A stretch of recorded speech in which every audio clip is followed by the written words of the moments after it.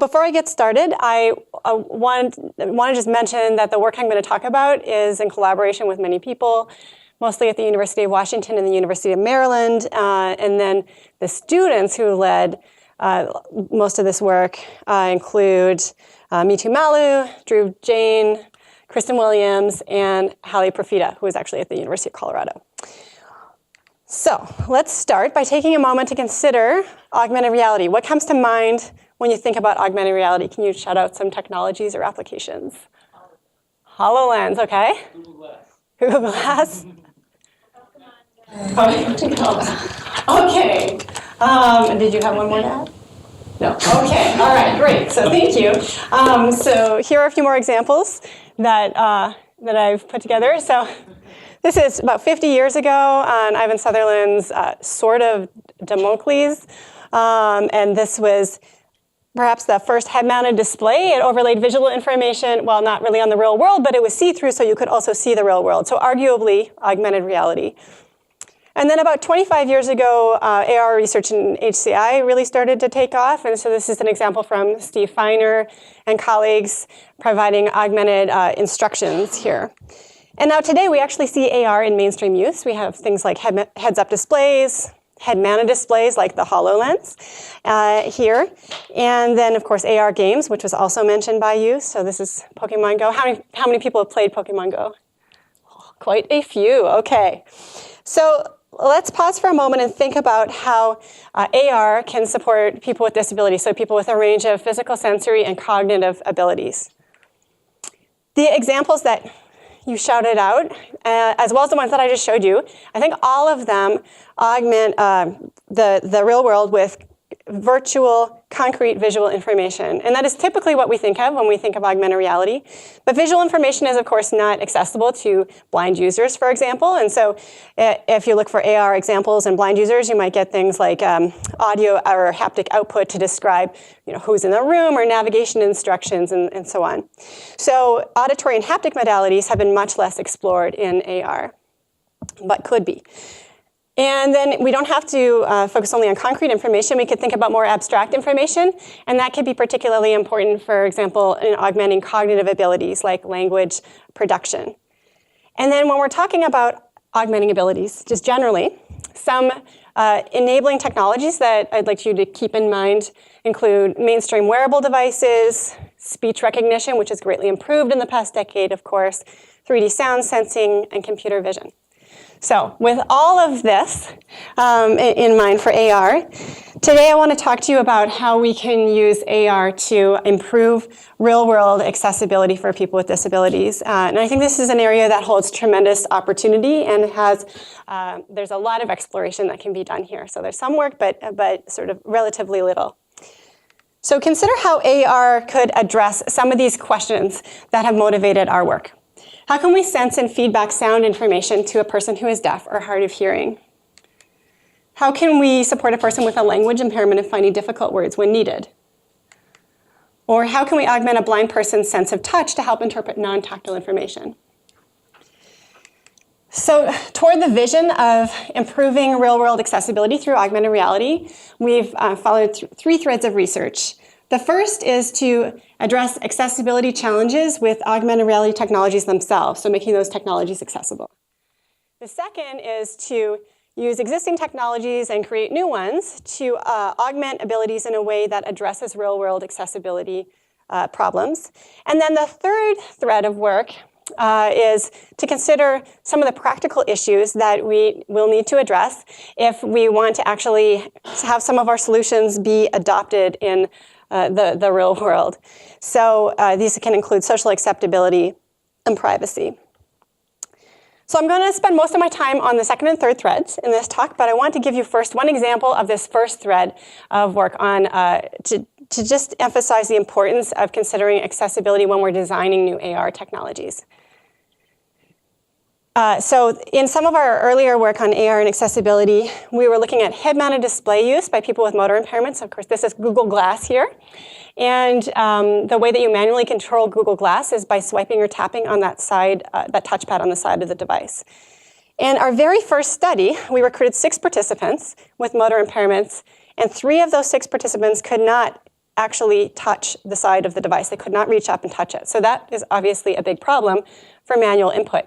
You can use speech input for this device, but speech input is not accessible to everyone. For example, someone might have dysarthria, and of course, it's not always appropriate.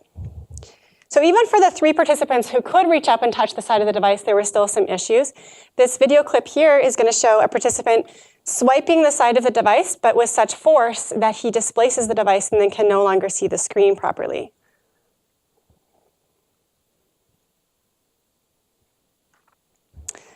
All right, so that is just one quick example to emphasize the importance of considering accessibility when we're creating new AR technologies. Because if we don't make these technologies accessible, then we won't be able to take advantage of the opportunities that they also provide.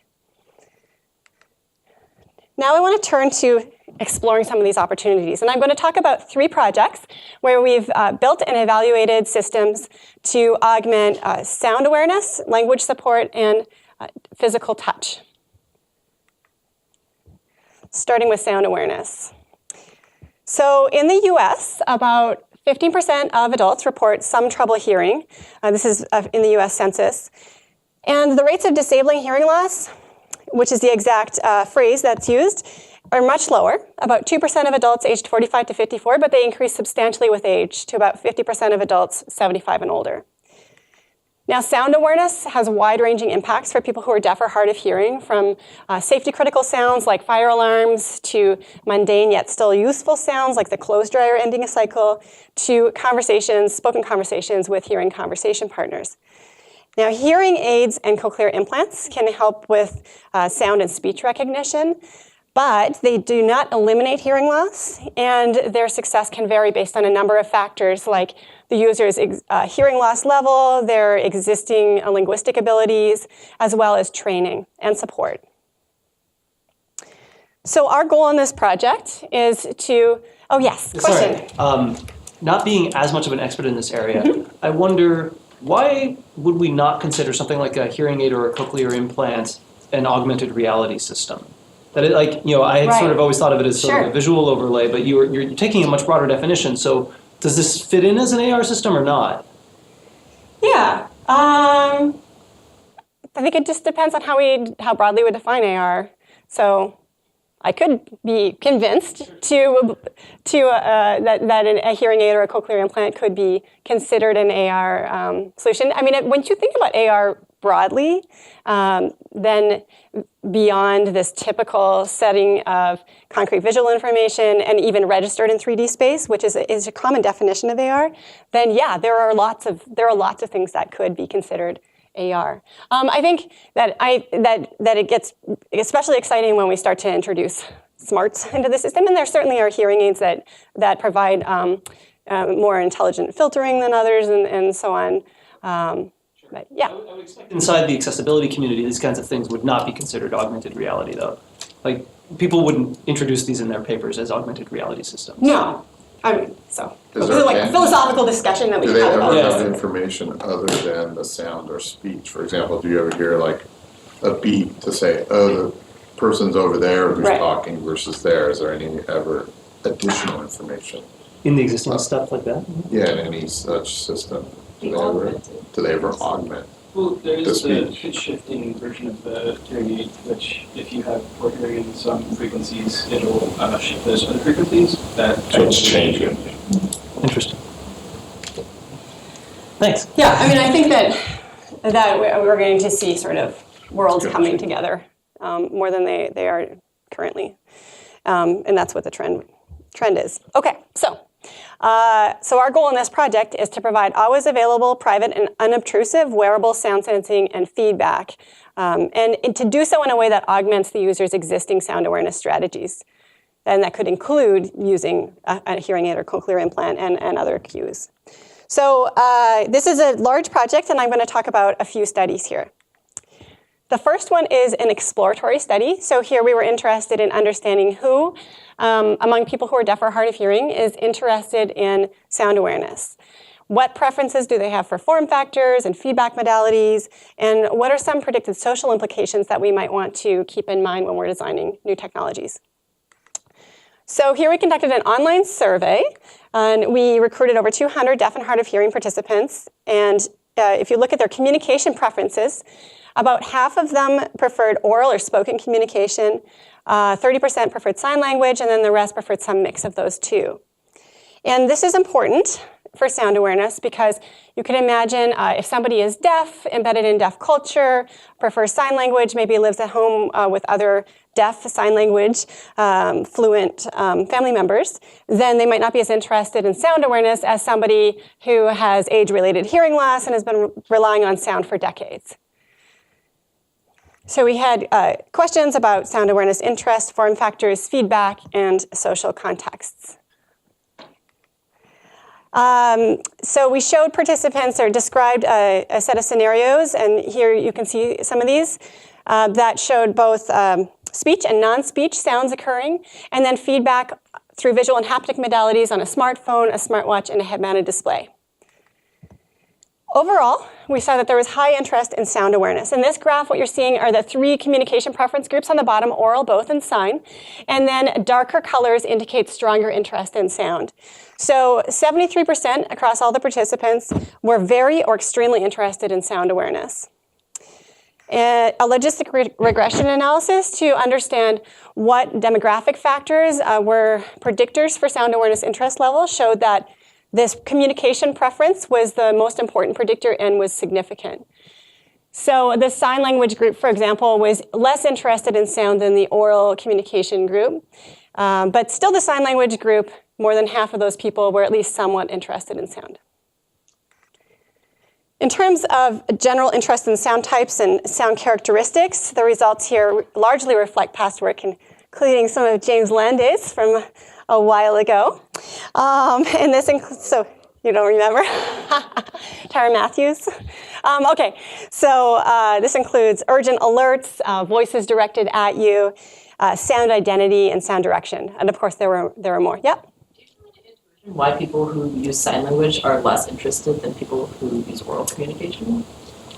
That doesn't seem to make a lot of sense. Right, so why people who use sign language are less interested in sound than people who use oral communication. And I think that it has to do with a number of factors. So that it might have something to do with cultural identity. So you're in a culture that embedded in, perhaps in a culture that does not rely on sound, that has developed other ways of communicating, other ways of just handling, awareness of behaviors in the world and states in the world. And so that could be one reason. I mean, there are some aspects of sound awareness that this group was particularly interested in, like real-time captions. They were very interested in. The sign language group was, probably because spoken communication is more difficult for this group than for groups that had more, that actually obviously preferred spoken communication, right? So anyway, so there's some different characteristics going on there. So in terms of form factors and feedback, almost all participants wanted both haptic and visual feedback, and they most commonly wanted this, when asked about an ideal setup, on 2 different devices. Haptic feedback on a smartwatch, and then visual feedback on a head-mounted display or a smartphone. In terms of social context of use, we asked about 4 contexts. So use of a sound awareness device when you're alone, when you're with family or friends, when you're at work, or when you're with strangers. And most participants strongly agreed that a sound awareness device would be useful across all of these contexts. There's some indication that people who prefer sign language may find it less useful with family and friends, again, perhaps because they're using sign language to communicate and may have some other sound strategies, don't need to rely on sound. In terms of social acceptability, did you have a question? Yeah. What does sound awareness mean? Sound awareness, right. Means that if sounds are occurring around you, you're getting some information about those sounds in some way that can allow you to act. If you're communicating with people or there's a door knock.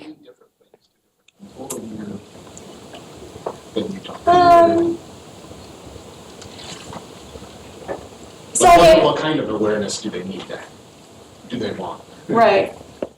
Well, so a few slides ago I had some I went quickly over this, but we had asked people about the different sounds that they were interested in, and there's some, in general,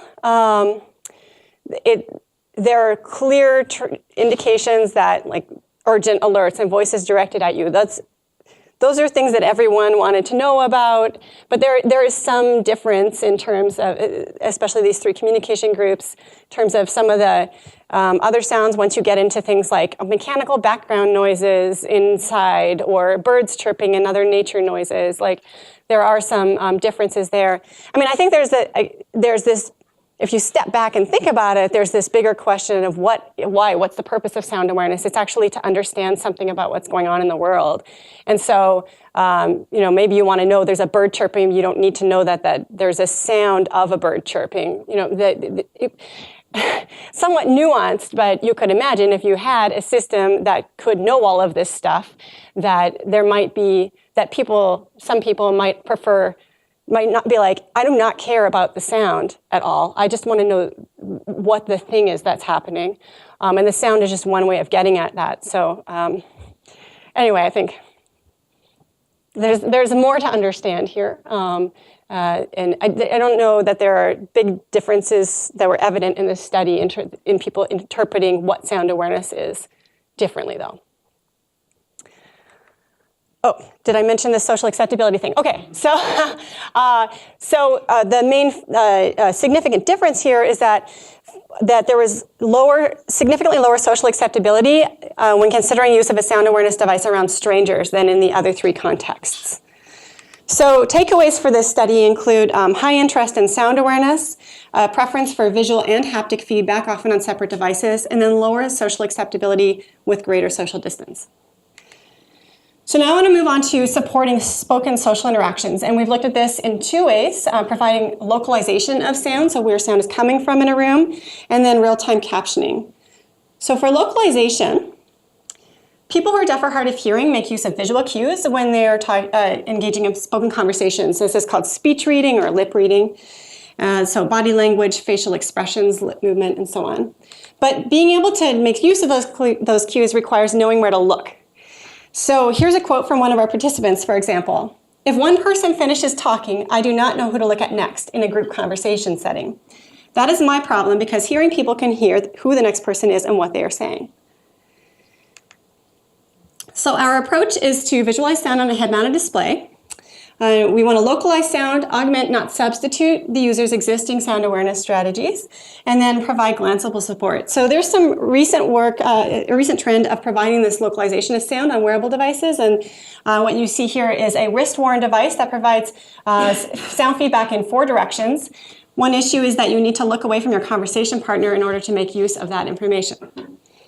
So imagine you are wearing our head-mounted display, you're sitting at a table with a bunch of other people, and then someone to your right talks, a sound visualization shows up on the right of the device, the display, someone across talks, that shows up at the top of the display, and then someone comes in the room behind you and that shows up at the bottom of the display. So you can imagine designing these visualizations in many different ways, and what kind of information do you present additionally, and so on.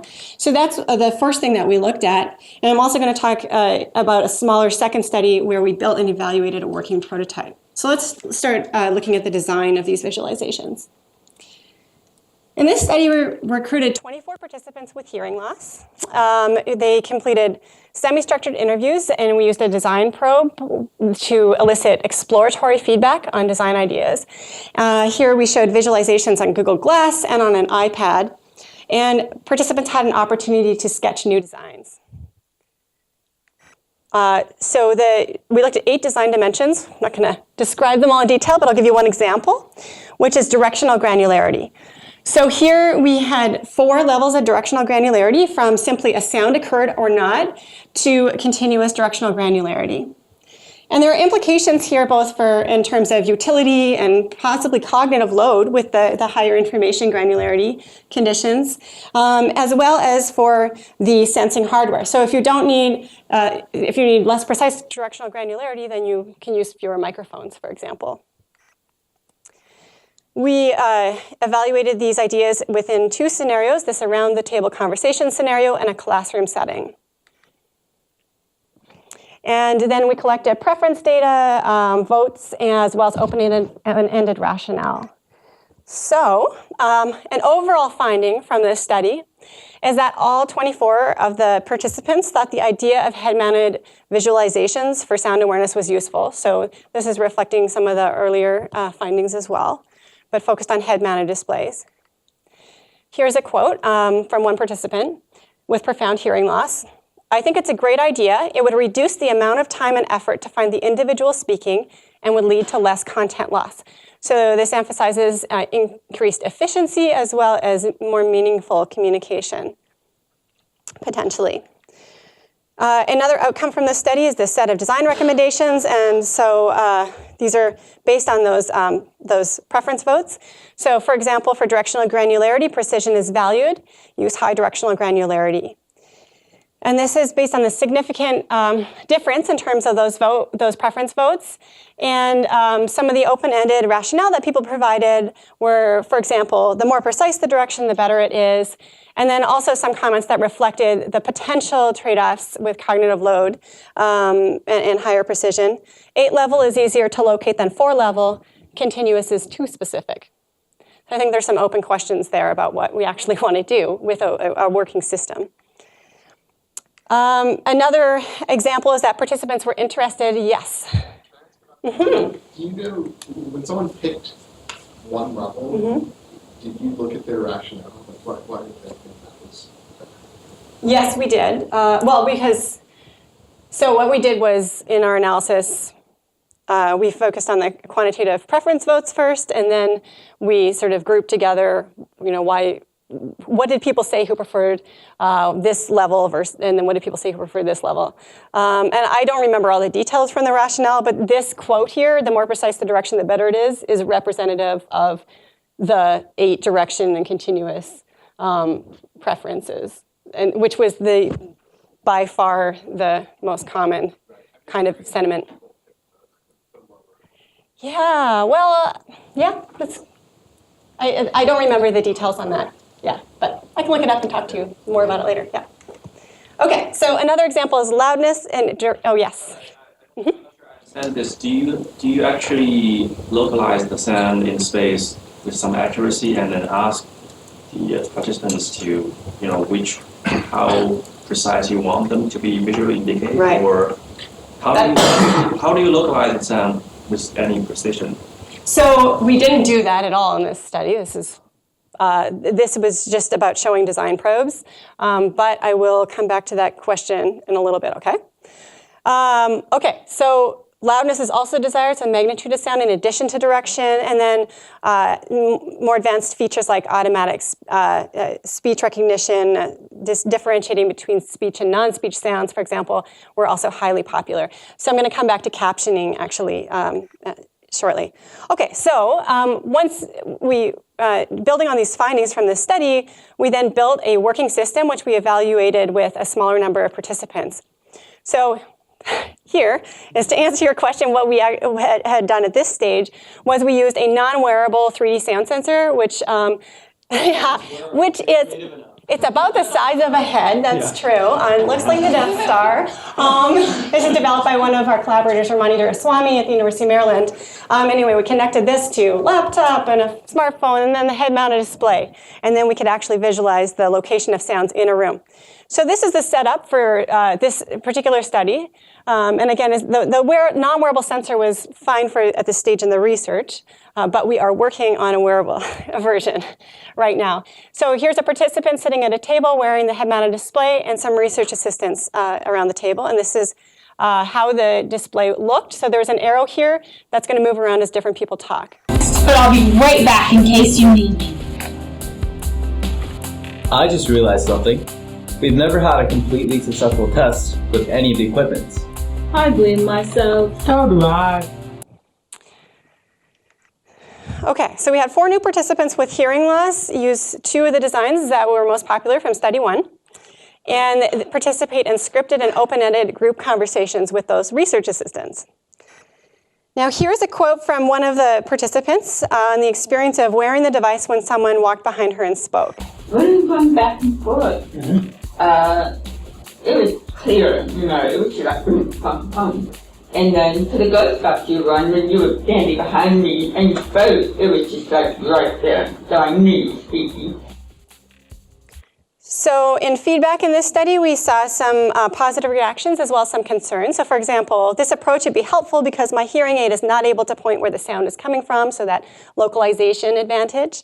And here is a question about whether technology mediated communication is always appropriate. So in this quote here, my hearing friends would want me to understand better by real conversation rather than expecting me to be looking at Google Glass.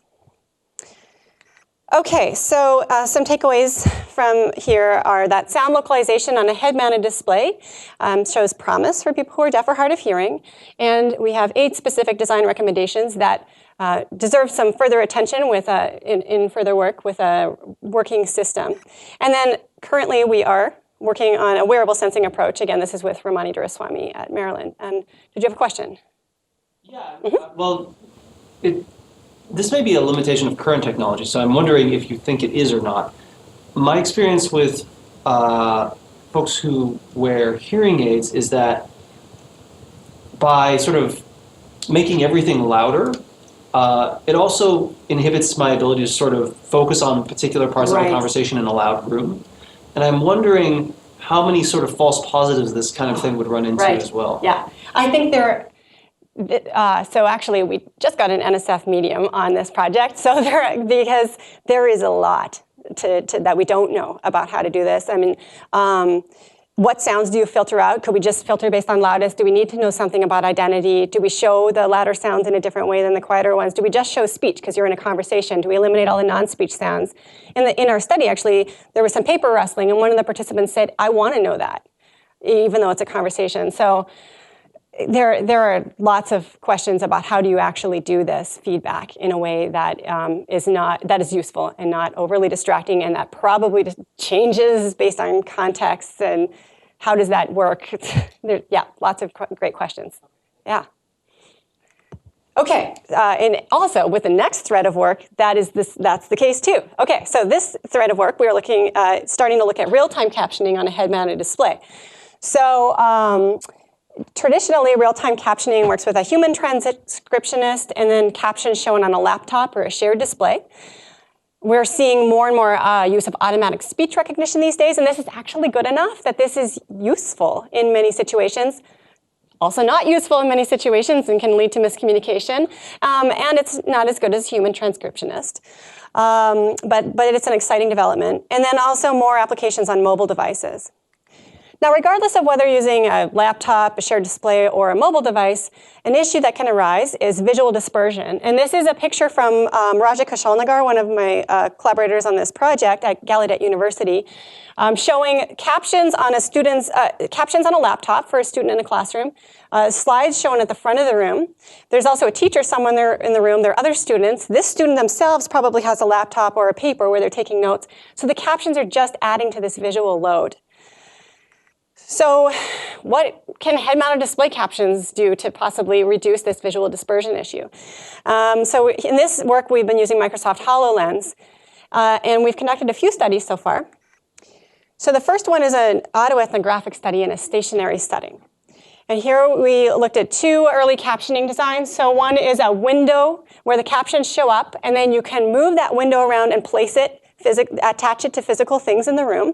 You can also resize it, and you can duplicate it. So I could put one over each of several people's heads. And then the second one is a simple one-line caption, but that moves within your field of view.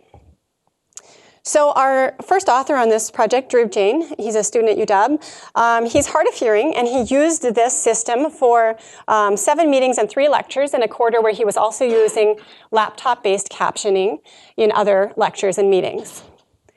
His experience suggests that he did feel that there was reduced visual dispersion with the head-mounted display than with the laptop, and that there were trade-offs between these 2 designs here. So for example, with the 3D, the design you could affix in 3D space, he would use it to maybe put below the slides or on top of the instructor's head. And then that way they wouldn't get in the way of the slides or in the way of the instructor's face. But then when he was in situations where the speakers were moving around more, then the other design was more useful. And before I get any questions on it, yes, the HoloLens is not comfortable to wear for long periods of time. So that was one of the outcomes from his ethnography as well. So he tended to wear it for about 30 or 45 minutes and then really wanted to take it off. So in follow-up work, we refined the system and evaluated it in a mobile context where visual attention is extremely important for understanding your environment and making sure you don't trip, for example. One of the motivating findings from this particular study is that participants felt that mobile conversations are especially difficult because if they look away from their conversation partner, especially if it's a hearing conversation partner, that person might not stop talking until your visual attention can go back to them, whereas a deaf person might be more likely to do that. They're just used to doing that. So the head-mounted display captions participants felt increased intelligibility compared to a typical mobile conversation experience. And there are, sort of related to Michael's question earlier, many open design questions about how to present head-mounted display captions that were highlighted in the participant feedback, like how to minimize distractions, be able to quickly toggle captions on or off. They're distracting if you're trying to think, for example. Better support eye contact. That HoloLens is fairly dark screen. Just as one example, displaying multiple speakers. So anyway, many questions around real-time captions that I think are going to be interesting to explore. So in terms of next steps, we are building and evaluating a wearable sensing approach and exploring visual and haptic feedback designs. We focused so far on only visual, but there's a desire for haptic for sure. And then more advanced recognition features like ASR and speaker identification and so on. All right, so let's move on to a second project. This is on language support. So here we are working with people with aphasia, which is an acquired language impairment most often due to a stroke. And it affects about 2 million people in the US. So let me play you a little clip here from a participant in our study who has intact audio comprehension so he can understand when the researcher, in this case Kristen Williams, our lead student on this project, speaks to him, but he has trouble expressing himself. Talk. Are there kinds of conversations you would want to have? Yeah. Like what?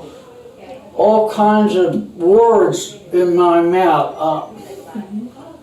All kinds of words come out all the time, but I can't say it. Good. So he had trouble saying the specific words he wanted to say, which is a problem that we're trying to address here.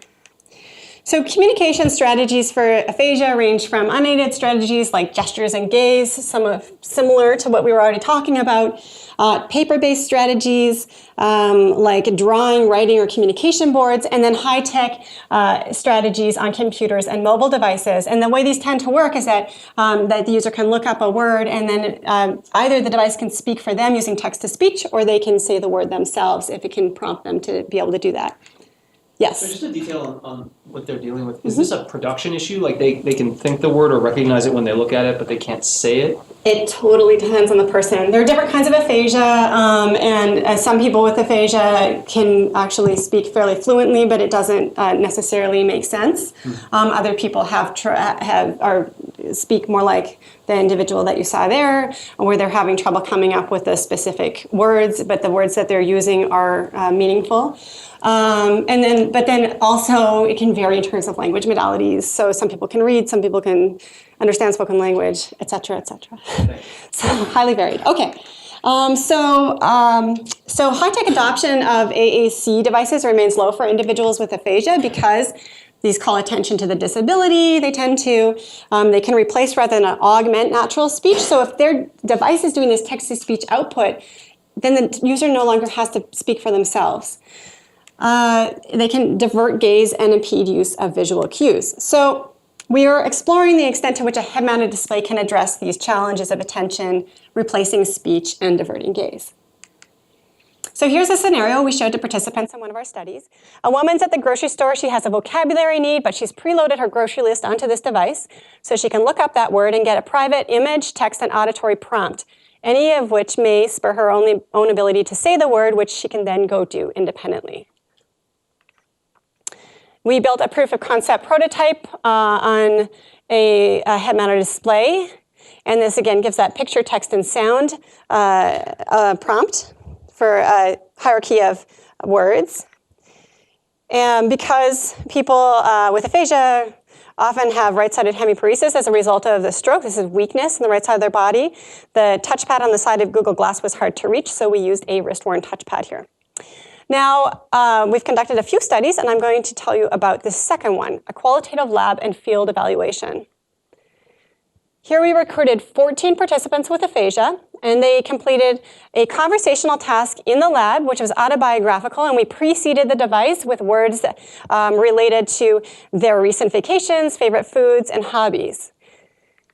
They then went out to the field and did a conversational task in the grocery market. So this is where, with an unfamiliar conversation partner, and is where help is most needed, because at home with a more intimate partner, you probably have communication strategies already built up. So here's our field site in Baltimore, and the task was to ask for this item, which of course we didn't say, but it was a pumpkin, and then to ask if this bakery item, a muffin, contains this common allergen, nuts. And then afterward, we did a semi-structured interview. So for findings here, high-level theme was glanceability, so participants valued this support for visual awareness. For example, one person said, "My focus was right on the money. He, the clerk, was standing right there, and I can see him and I can see the pumpkin." Another person said, "Oh yeah, I could read her nonverbal communication." A strong role was also seen for this kind of technology in a public context, that market versus lab setting. So for example, busy place and friends or enemies, meaning strangers, then the head-mounted display really has a much livelier or stronger role.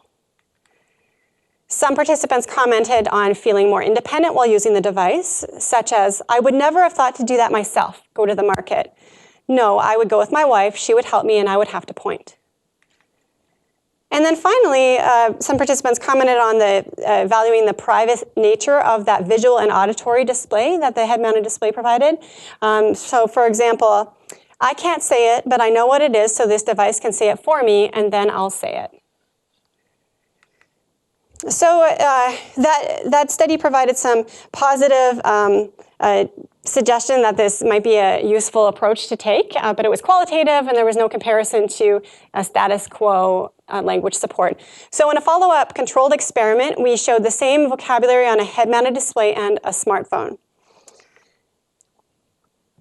So here is a participant wearing the head-mounted display, and then we replaced that touchpad, that wrist-worn touchpad, with a 3D printed remote control with tactile indicators, so you don't have to look at it. And then we had 20 participants use the head-mounted display and the smartphone and play a Go Fish card game, which allowed for a constrained conversational task. Some highlights from the findings are that time per turn in the game was significantly shorter with the head-mounted display than the smartphone, so more efficient game communication, and that the private nature of the display was valued, so similar to that theme from earlier. However, there was some comments about the aesthetics of the device and whether something like this, concern about whether something like this would become used for mainstream use, or whether people would just be looking at them and thinking, what do you have that on your head for? This was probably around the time when Google Glass was starting, Google Glass ultimately, as you all know, received a fairly negative response, but it was a fantastic technology for exploring some of these ideas. And so we presented it as sort of an early prototype of what this might look like. But this was, anyway, around that time, too. So in terms of takeaways, the head-mounted display was used successfully in a public context.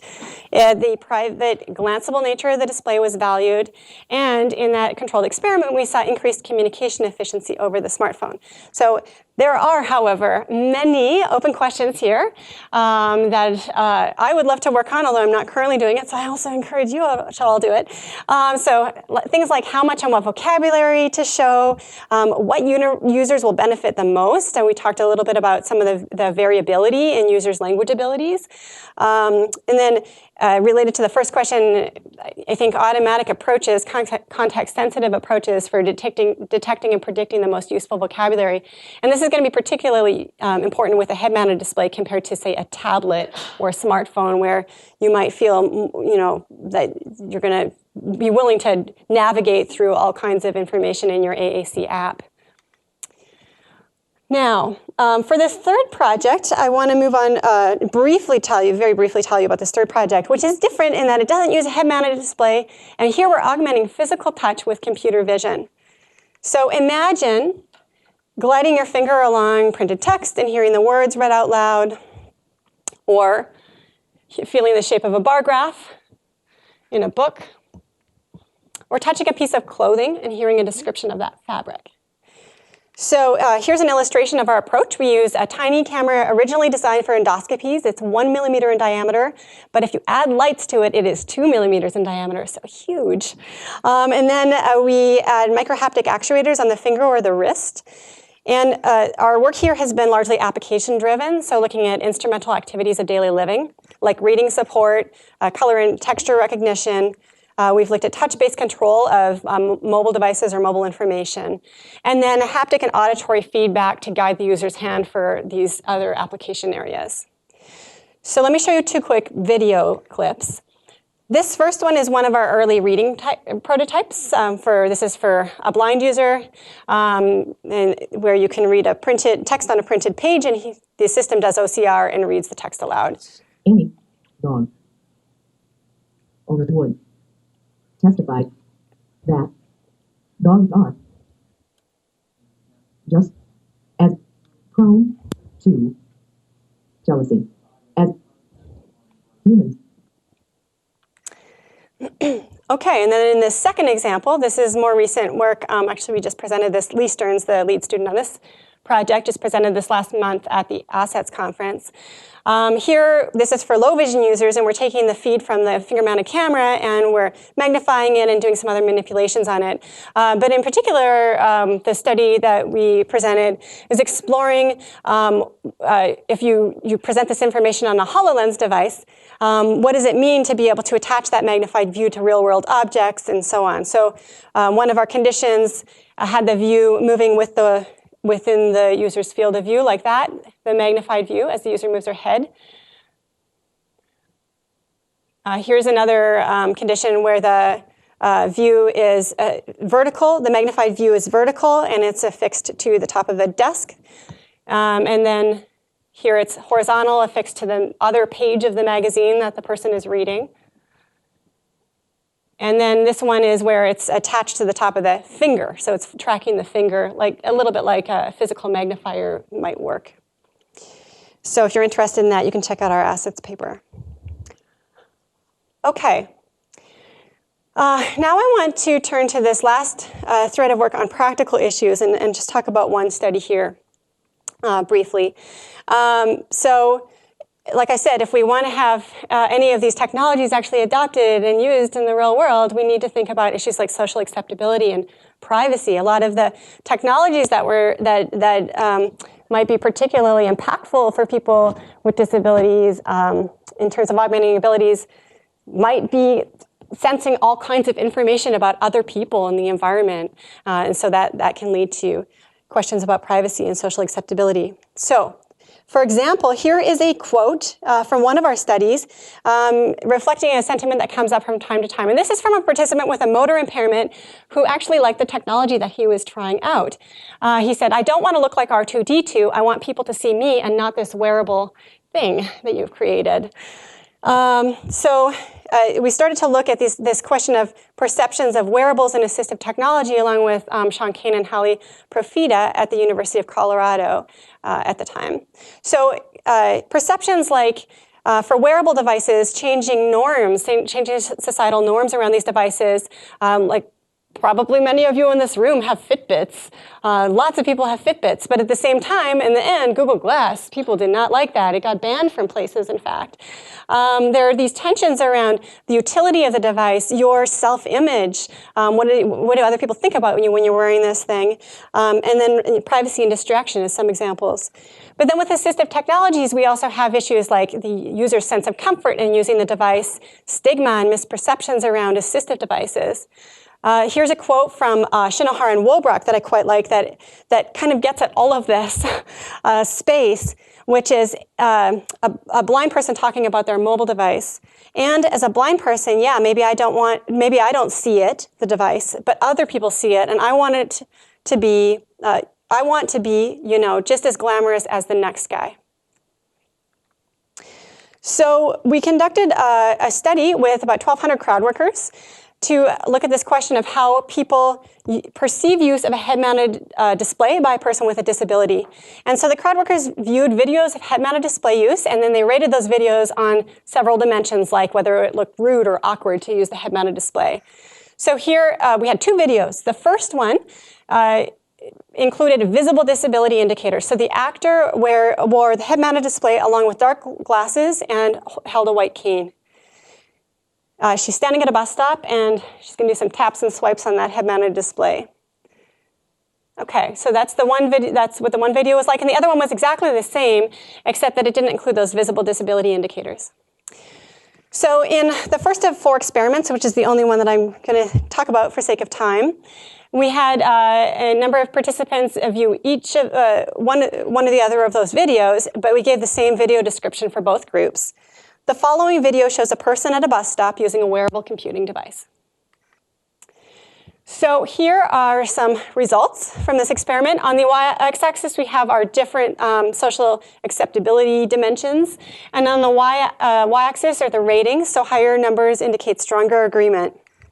So overall, the negative perceptions of the head-mounted display use were significantly lower with the visible disability indicators than without. So for example, the video with the person holding the white cane was seen as significantly less awkward or rude. Yes? What's the baseline number here? Like, what would it be if they weren't wearing anything?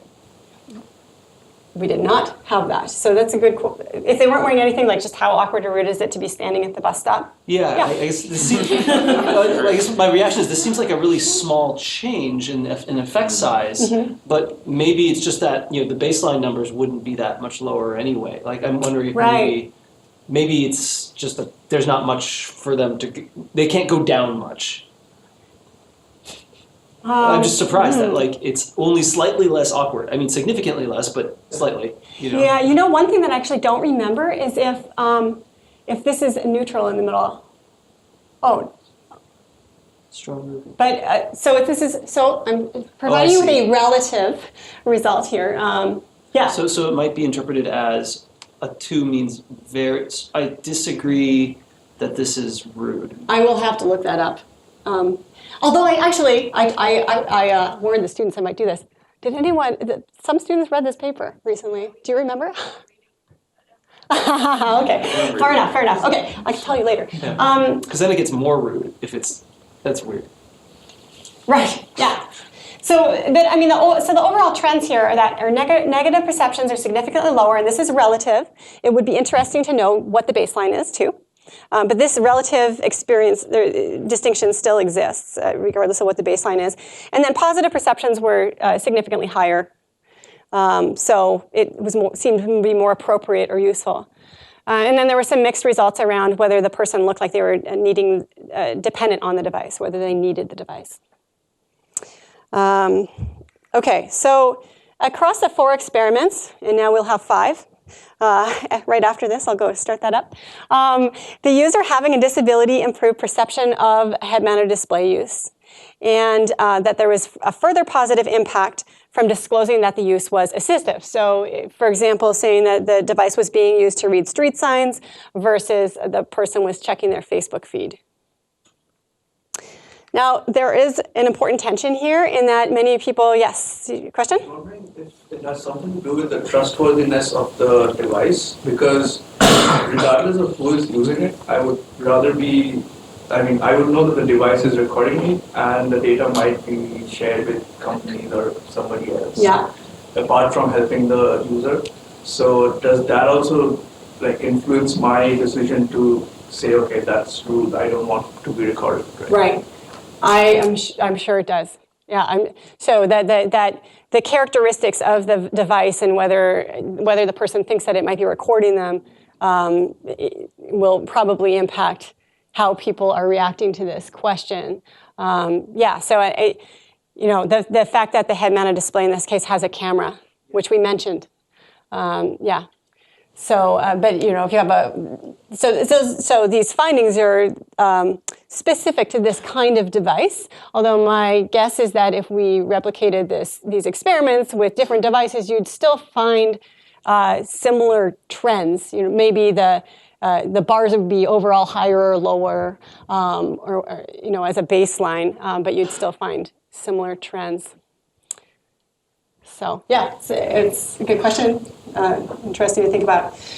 So individuals with disabilities can be sensitive to devices that draw unwanted attention, which I've already mentioned. And so I think there's an interesting design challenge here to think about how can you maybe give someone control over disclosing whether a device is assistive or not, so that if they want to, they can do that and possibly tap into this positive outcome, if the trade-offs are there for them. Okay, so that study is just a first step in starting to explore these issues of social acceptability and privacy, and I think there are huge ones. And some of the student conversations that I had this morning, we had some nice discussion around some of those issues. So it's good to see that a lot of people are thinking about them.